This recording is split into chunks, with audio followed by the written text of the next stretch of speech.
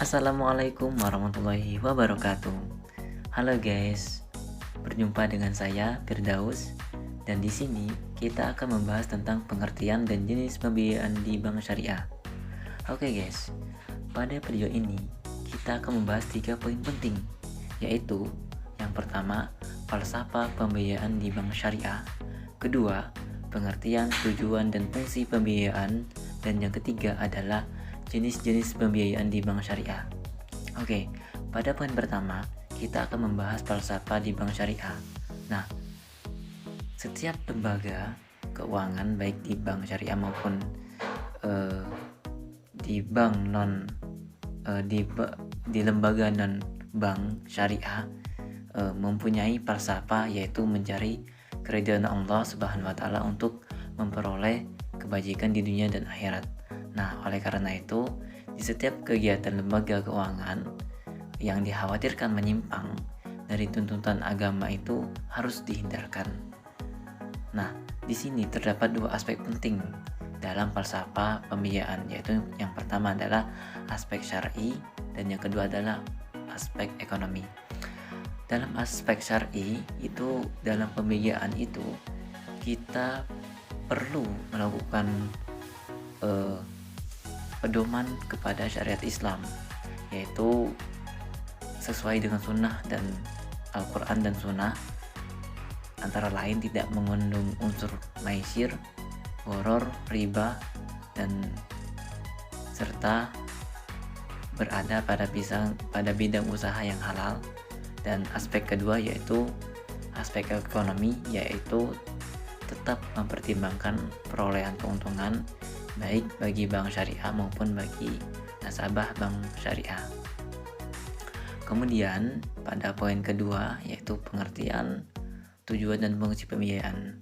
Nah, definisi dari bank pembiayaan itu adalah pemberian dana atau modal yang diberikan oleh pihak satu ke pihak lain dalam mendukung investasi yang telah direncanakan, baik itu dilakukan oleh perseorangan maupun lembaga.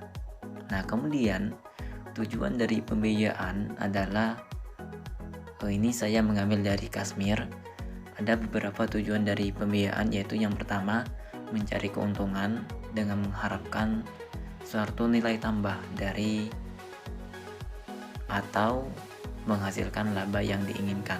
Kemudian yang kedua, membantu pemerintah dalam peningkatan pembangunan di berbagai sektor, terutama sektor usaha nyata, yaitu usaha yang berkembang, meningkatkan penerimaan pajak, memperluas pekerjaan lapangan, dan meningkatkan taraf kehidupan rakyat banyak.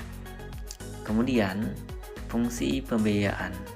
Nah, di sini ada beberapa fungsi pembiayaan di bank syariah, yaitu yang pertama, memberikan pembiayaan dengan prinsip syariah yang menerapkan sistem bagi hasil yang tidak memberatkan debitur.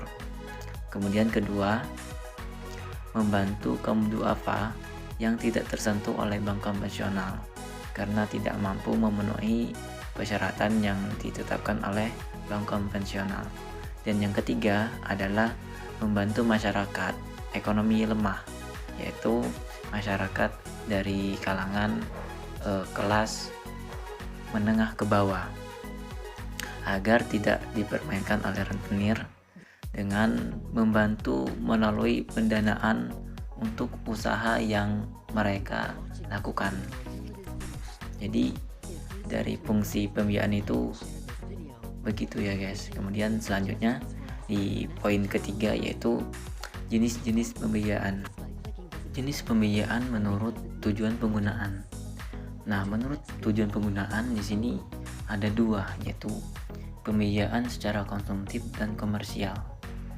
Pembiayaan secara konsumtif itu untuk diperlukan sebagai konsumsi pribadi atau perusahaan. Contohnya ialah konsumtif, misalnya pembelian rumah tinggal atau pembelian mobil pribadi atau dinas.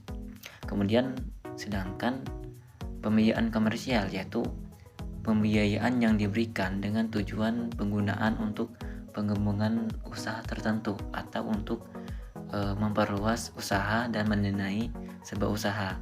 Nah, dalam pembiayaan komersial itu bisa sebagai pembiayaan modal kerja atau pembiayaan investasi. Nah, kemudian jenis yang selanjutnya itu pembiayaan menurut jangka waktu. Nah, menurut jangka waktu itu terdapat 3, yaitu pembiayaan jangka pendek, yaitu pembiayaan yang waktunya kurang dari 1 tahun. Kemudian pembiayaan jangka waktu menengah, yaitu pembiayaan dengan jangka waktu lebih dari 1 tahun tetapi kurang dari 3 tahun. Dan pembiayaan jangka panjang, yaitu pembiayaan yang lebih dari 3 tahun. Kemudian untuk jenis pembiayaan menurut cara dan sifat penarikannya. Nah, untuk caranya pembiayaan ini terbagi menjadi 3, yaitu yang pertama penarikan sekaligus, yaitu pembiayaan yang dilakukan dengan sekali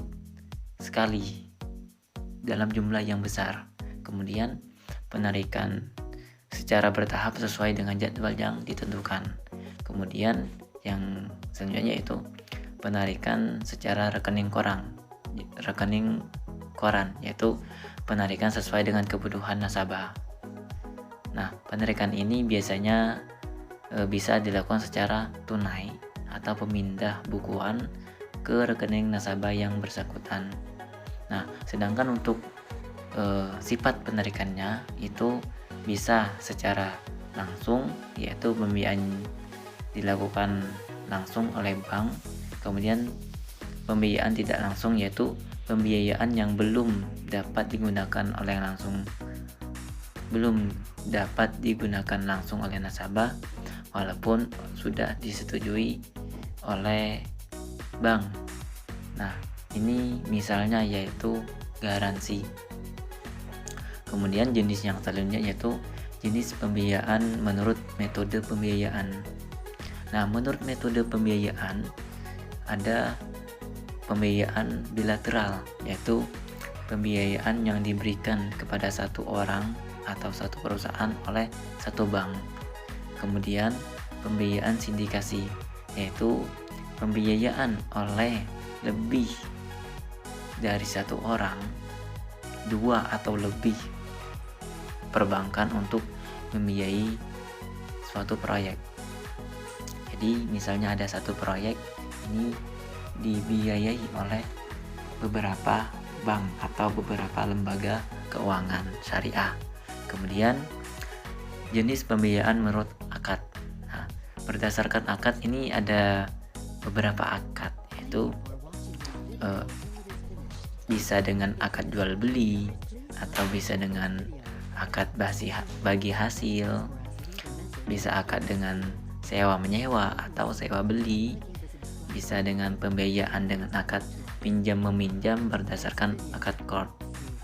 Nah, pembiayaan jenis ini berlaku prinsip qard di mana bank tidak mengharap keuntungan atau pengembalian lebih dari pembiayaan yang diberikan. Namun, pembiayaan ini bisa digunakan untuk menunjang atau mengantar akad yang lain, misalnya dalam produk takeover nasabah dari bank konvensional ke bank syariah. Nah, bank syariah terlebih dahulu melunasi hutang nasabah ke bank konvensional lewat akad qard. Setelah itu, baru kemudian disepakati akad kedua dan berikutnya antara nasabah dengan bank syariah.